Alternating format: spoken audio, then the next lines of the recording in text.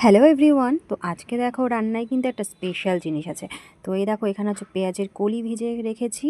তো আর এই যে এখানে হচ্ছে কলার খোসা, কাঁচকলার যে খোসাটা থাকে সেটা, এটা হচ্ছে বাটা করব। অনেক যারা বাঙাল তারা অবশ্যই জানবে। আর এই দেখো স্পেশাল জিনিসটা হচ্ছে এইটা, এটা কিন্তু দেশি কাঁকড়া নয়। তো কাঁকড়াগুলো বেশ কিন্তু বড় বড়, মানে আমার কিন্তু কাঁকড়া খুবই ভালো লাগে আর খুবই প্রিয়। এটাকে করব হচ্ছে বাটি চচ্চড়ি। যারা যারা খেয়েছো তারা তো জানোই, আর যারা যারা খাওনি অবশ্যই একবার খেয়ে দেখো। এইভাবে মানে অসাধারণ, জাস্ট এটা হলে জাস্ট জমে যায়। মানে এটা ছাড়া অন্য কিছু না হলেও চলবে, এটা দিলেই কিন্তু ভাত পুরো সাবার। আর এই দেখো এটাকে সেদ্ধ করে নিয়ে তারপরে তেল দিয়ে ভালো করে কষিয়ে একদম রান্না করেছি। এটা হচ্ছে বাটি চচ্চড়ি।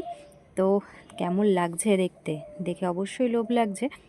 তো এই যে এখন আমার রান্নাবান্না পুরো কমপ্লিট হয়ে গেছে। তো এই যে ইলিশ মাছের মাথাটা ভাজবো। আজকে কবিতাদির লাইভে গিয়ে আমার ইলিশ মাছের মাথাটাই পুরো পুড়ে গেছে। আর এখানে যে ইলিশ মাছ সর্ষে বাটাতে করে রেখেছি, কলার খোসাটাও বাটা হয়ে গেছে। তো চলো টাটা।